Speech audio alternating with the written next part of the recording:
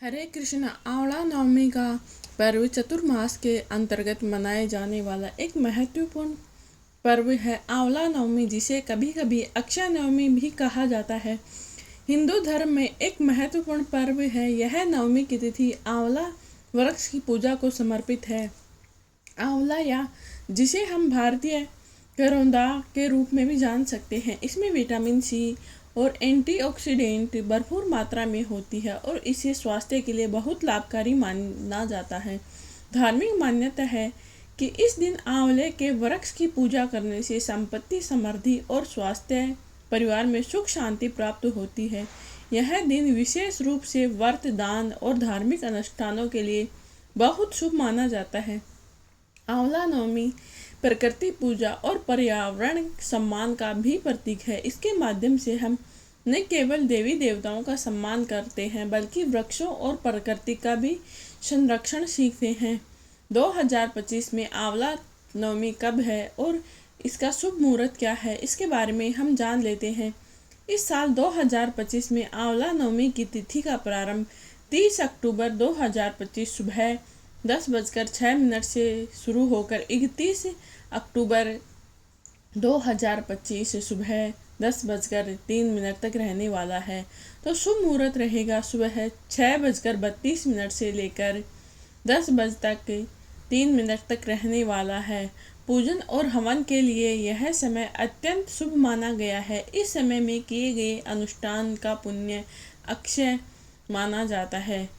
आंवला नवमी की पौराणिक कथा कई धार्मिक ग्रंथों में बताई गई है। कहा जाता है कि भगवान विष्णु और माता लक्ष्मी ने देखा कि आंवला वृक्ष में उनकी विशेष शक्ति वास करती है। एक कथा के अनुसार एक बार देवी लक्ष्मी ने सोचा कि कैसे भगवान विष्णु और शिव की पूजा एक साथ संभव हो सकती है। तब उन्होंने देखा कि आंवले के वृक्ष में तुलसी विष्णु प्रियम और बेलपत्र शिव प्रियम का सम्मिलित रूप पाया गया है। इसीलिए आंवला वृक्ष की पूजा इस दिन की गई है।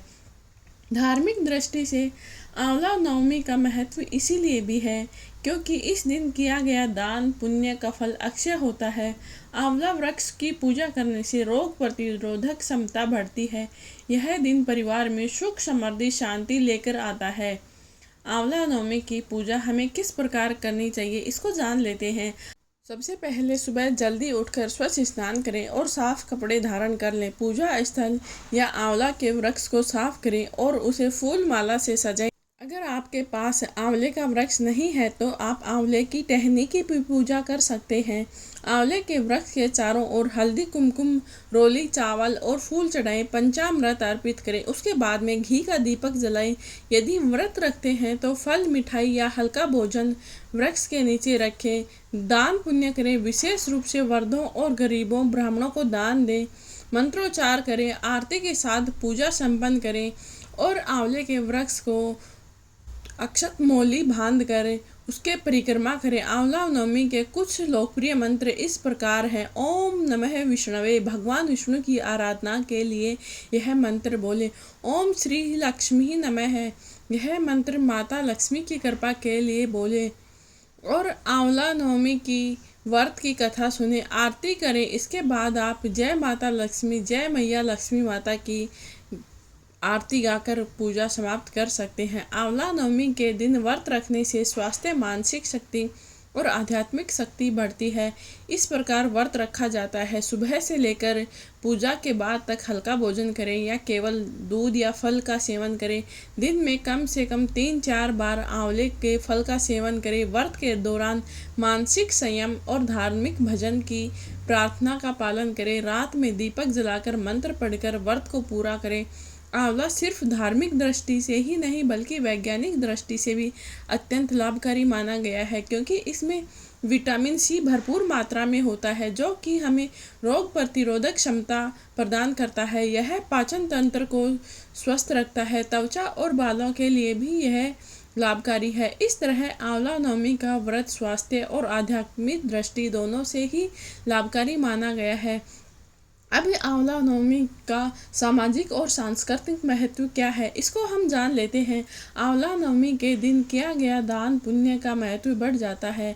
परिवार और समाज में मिलजुल कर पूजा करने से सामाजिक सहयोग और भाईचारा बढ़ता है। यह पर्व प्रकृति और पर्यावरण संरक्षण का संदेश भी देता है।